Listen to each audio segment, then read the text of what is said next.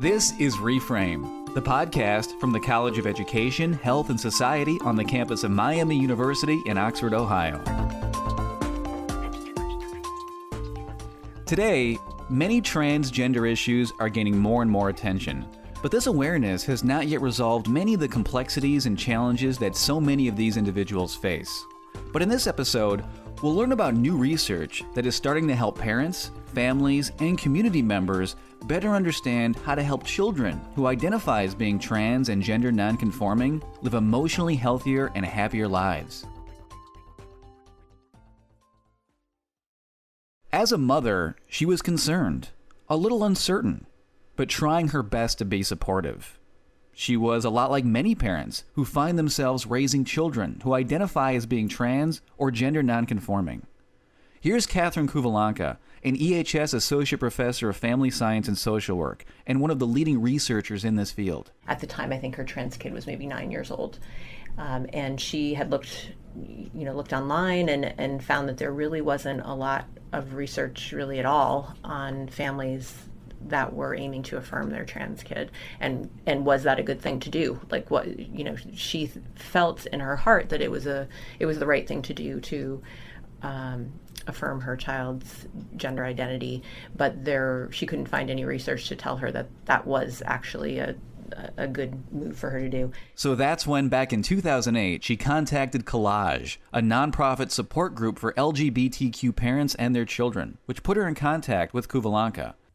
This mother only wanted to know how to best help her child, and as issues surrounding trans and gender non-conforming children and their families continue to gain more attention, stories like this are becoming less uncommon. Across the country, this issue is now being raised in schools and debated by policymakers on multiple levels. But this growing awareness has not yet broken down many of the cultural barriers and stigmas that still exist, nor has it resolved many of the complexities and uncertainties that some families still face. But according to new research, including a study by Kuvalanka and her colleagues at Clark University and Northrop Grumman, a more optimistic story is starting to emerge, especially for those who want to help these children thrive. And the bottom line is this.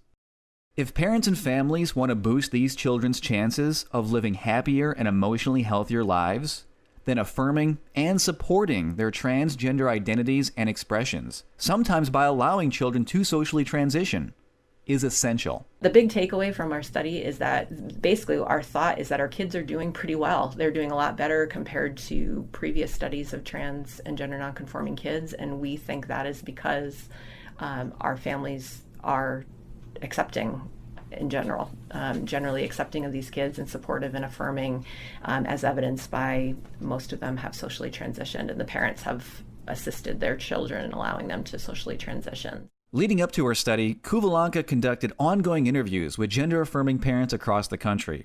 At the time, their children were aged between 6 and 12 years old, and most had already socially transitioned. That is, most were clearly cross-gender identified, or binary trans, and they were living as their asserted gender. But there were a few who did not clearly express cross-gender identities. Some seemed to hold non-binary or gender non-conforming identities, which meant, for example, that they might say they felt like that part of them was a girl, or that they were part boy, or that they wish they were a boy, but stopped short of actually saying that they were actually a boy.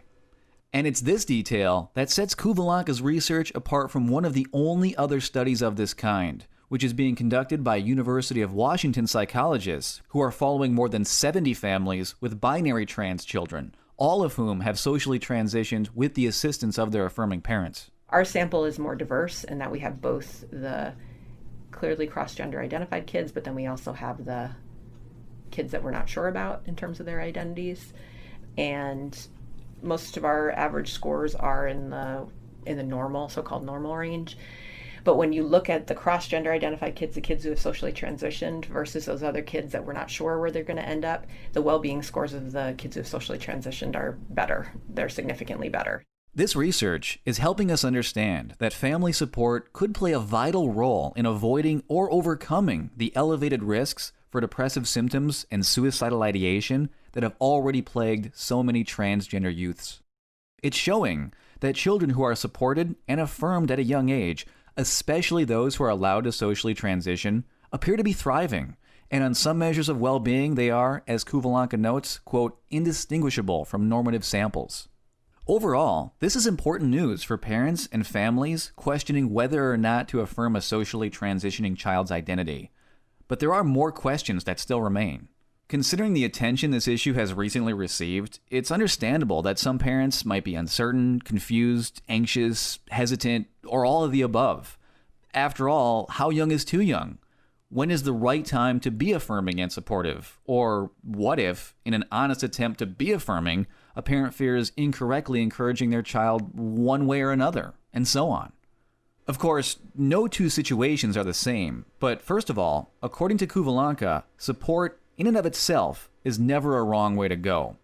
And it's important to know that a child coming to realize that they are transgender usually stems from a long process that reveals itself over time.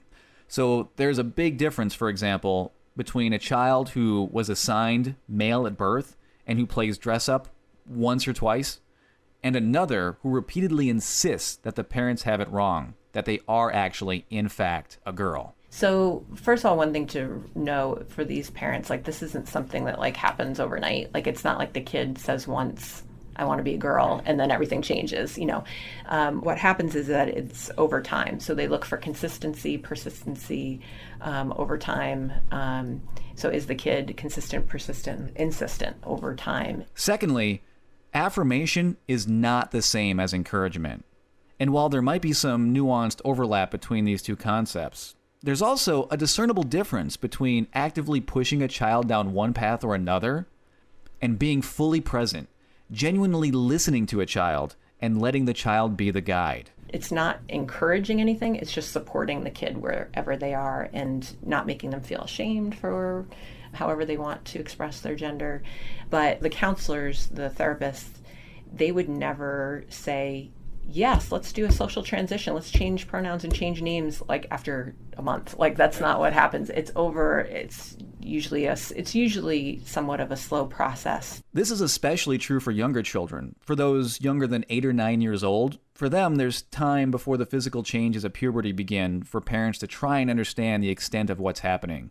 But parents of older children might be more pressed, and it can be a struggle if they're caught off guard. For many of the parents, some of them don't actually get on board. It wasn't until some of the kids were threatening to harm themselves because they were so, people telling them for so long, no, you're not a girl, you're actually a boy, or vice versa. And that can be really stressful on a kid over time. And then it wasn't until the kids were threatening to hurt themselves or they were acting out. They were so angry and acting out. But even in these more extreme situations, what many parents generally find once they do get on board does align with the new research. That affirmation and acceptance can lead to improved well-being. And the positive transformations can be dramatic too. In a recent research paper, Kuvalanka notes how numerous mothers described, quote, striking changes in their children that went well beyond just the expression of gender alone.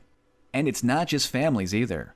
There are reports of therapists, physicians, and teachers who have all witnessed similar positive changes. We've had kids who were so shy, so painfully shy, couldn't talk because they were so, they felt like they were hiding. They felt like they were pretending to be something they weren't, and then as soon as they're allowed to be who they are and everyone else just gets on board, then it's like, I can't tell you how many times I hear that in so many positive ways, like the kid is finally allowed to be free, and then the parents know that they're doing the right thing. That's the original question of how do they know it's right. It's once they see that transformation in the child's demeanor, then they know that they're in their hearts, then they know that they're doing the right thing, and then it's convincing everybody else that it's right.